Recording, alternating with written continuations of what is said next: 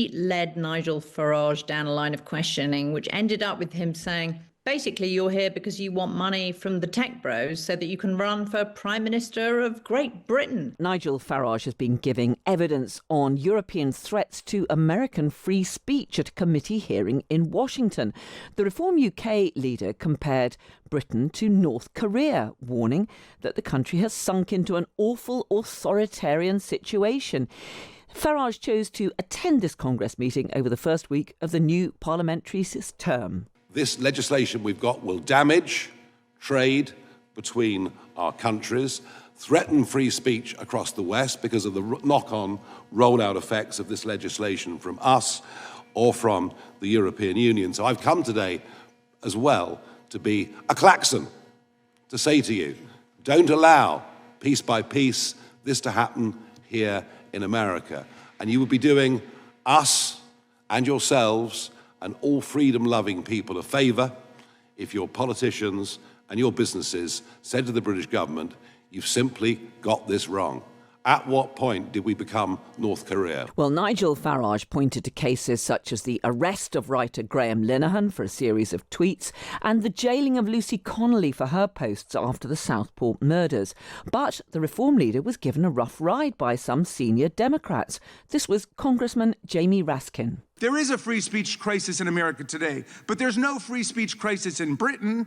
UK Prime Minister Keir Starmer has not shut down GB News, where Mr. Farage has his own show, just because Mr. Farage has used his airtime to call for banning peaceful protests that he disagrees with. No one has stopped him from going on Russian TV 17 times and saying also and repeating that the one world political leader he most admired was Vladimir Putin, even though Vladimir Putin is a war criminal and a dictator who has regularly interfered in other countries' democratic elections.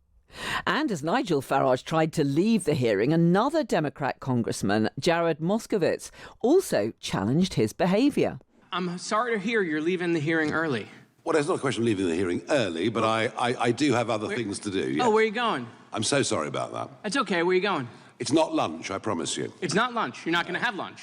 I don't think so, no. No lunch. Sad, isn't it? You're meeting with the president? I can't remember what the schedule is. It's possible. You can't remember if you're meeting with the president. I'm being very polite, and I'm not going to tell you what I'm doing this afternoon, but I can assure you that... But there's the free speech hearing. You're not going to tell me what you're doing this afternoon? Free speech is one thing. Discretion's quite another, too. Okay. All right, so you're leaving to have lunch with the president. So Mr. Well, let's talk to Laura Trevelyan, journalist, former BBC anchor who's been covering the United States for over 20 years. Laura, what did you make, first of all, of Nigel Farage's performance in front of this committee? Well, he definitely gave as good as he got, Carol. And there was actually a third exchange, which in some ways was the most penetrating attack of all by the Democrats. And that was Hank Johnson, who's got a real southern drawl. He's a Democrat from Georgia. And he led Nigel Farage down a line of questioning, which ended up with him saying, basically, you're here because you want money from the tech bros so that you can run for Prime Minister of Great Britain.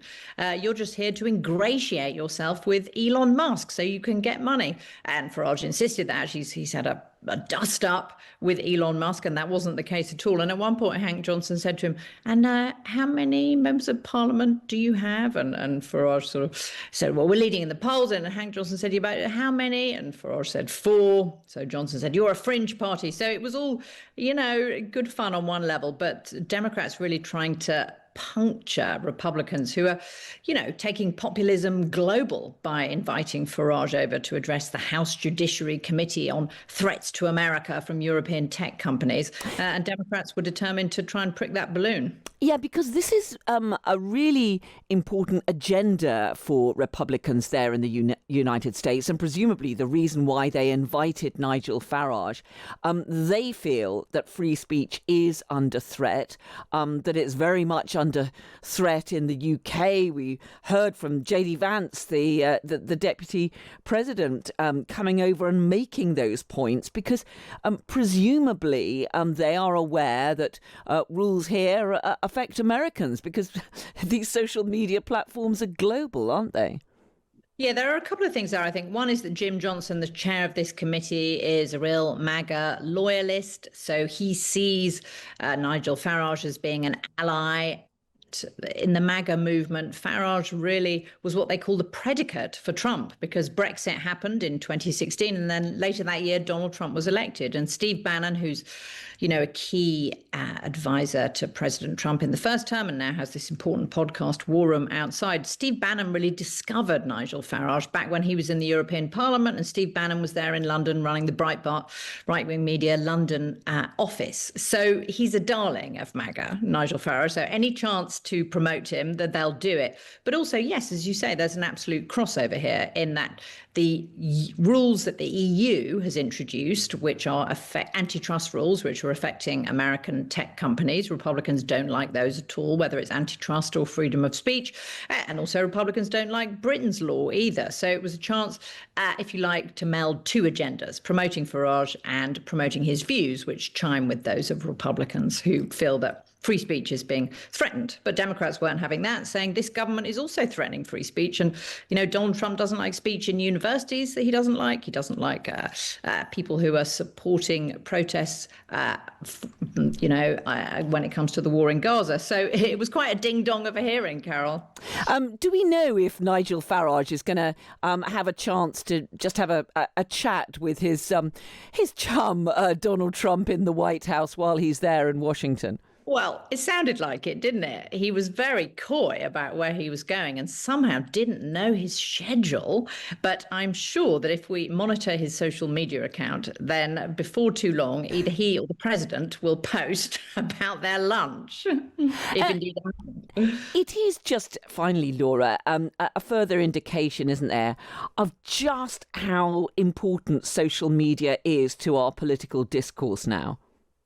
Oh, gosh. And also just, I think, the internationalization of politics, the fact that clearly, the researchers for these Democratic congressmen were hunting down everything that Nigel Farage has ever said or every trip that he's been to in the US, and they're able to track all of that by social media. So they use that to make this hearing sort of chime in Britain by talking about Prime Minister's question time. But yeah, absolutely. It is the town hall of today, social media. That's what Jim Jordan, the chairman of the House Judiciary Committee, said. It's how everybody speaks, how politics is defined.